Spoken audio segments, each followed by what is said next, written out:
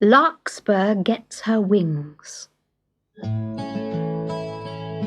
Larkspur the fairy stared at her reflection in the deep, clear pool. "Oh, why don't I have wings?" she wailed. "Why am I such a bad fairy?" Her eyes filled with tears, so she did not see a new reflection appear in the water. It was only when the fairy queen spoke softly to her that she looked up. "You're not a bad fairy, Larkspur. You're just taking a little longer than usual to learn a few things. Now dry your eyes and tell me what you see in the pool." "I see a beautiful queen and an ugly, miserable little fairy." "There's no ugly fairy here, Larkspur. But there is a pretty fairy who has a frown on her face, and fairies shouldn't frown. They should smile. It's much easier, you know." Larkspur looked at her frowning reflection and smiled. Then she frowned and smiled again. "Oh, you're right," she cried.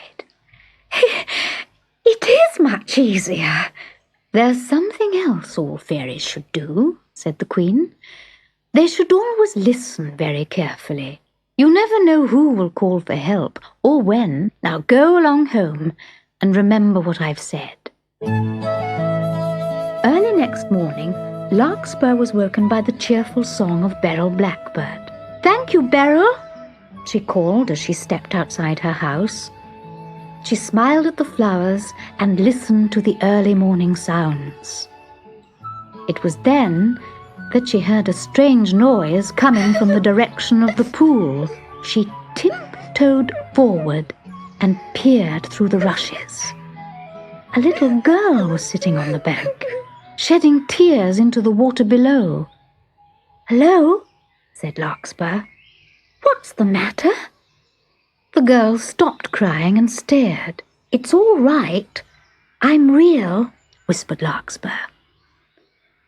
"I'm a fairy, so perhaps I can help you." The girl picked up a doll from the long grass. I've broken Lucy," she sobbed. Her face is all dirty and torn."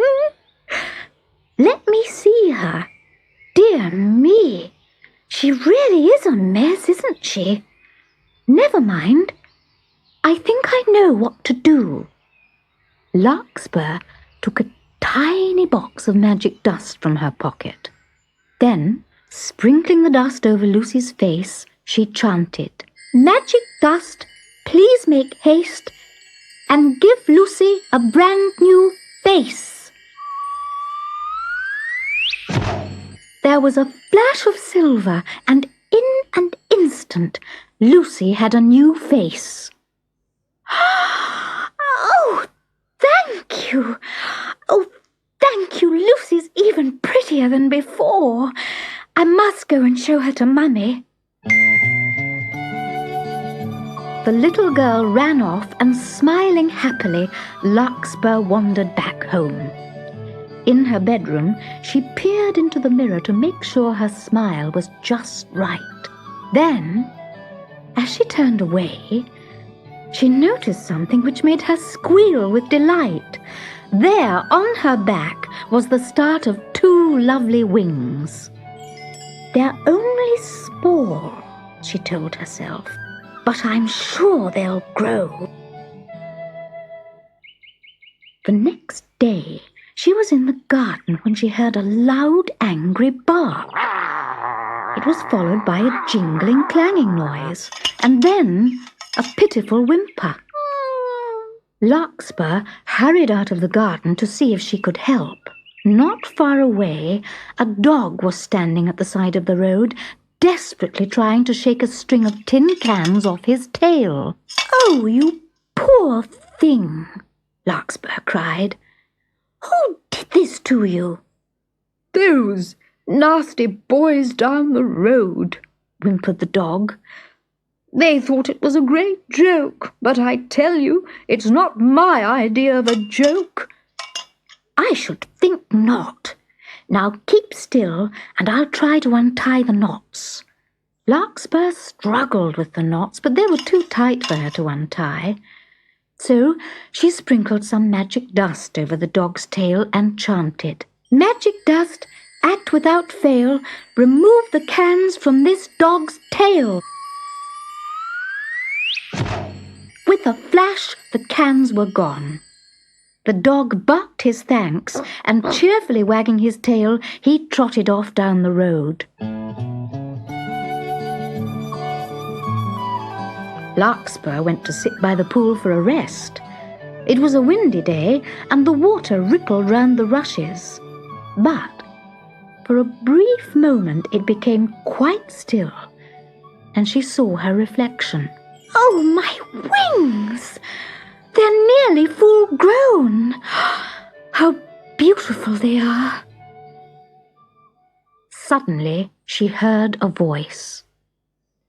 "Joey? Where are you, Joey?" And then an old lady carrying an empty bird cage was standing right beside her. Oh dear, I forgot to shut the window and my parrot flew away. Oh, I do hope he's all right." "Don't worry," said Larkspur gently. "I'll find him. Why don't you sit down here and rest?" Larkspur whistled a special note and waited. There was no answer. She wandered through the woods, every so often stopping to whistle. At last she heard a faint whistle in reply. She followed the sound until she came to poor Joey, hopelessly entangled in a bramble bush. Then, sprinkling the magic dust over the bush, she chanted, "Magic dust, please don't amble. Release poor Joey from the bramble." There was a flash, and in an instant Joey was back in his cage. The old lady was delighted, but Larkspur was so tired that all she could think of was how to get home quickly to bed. "You could try flying, Larkspur." Larkspur turned, and there behind her was the Fairy Queen. "Well done, my dear. Like all good fairies, you have learnt to smile and show kindness to others. You deserve your beautiful wings." Larkspur smiled thankfully. Then very proudly she fluttered her wings and flew all the way home. She could have cried for joy. At last she was a fully fledged fairy.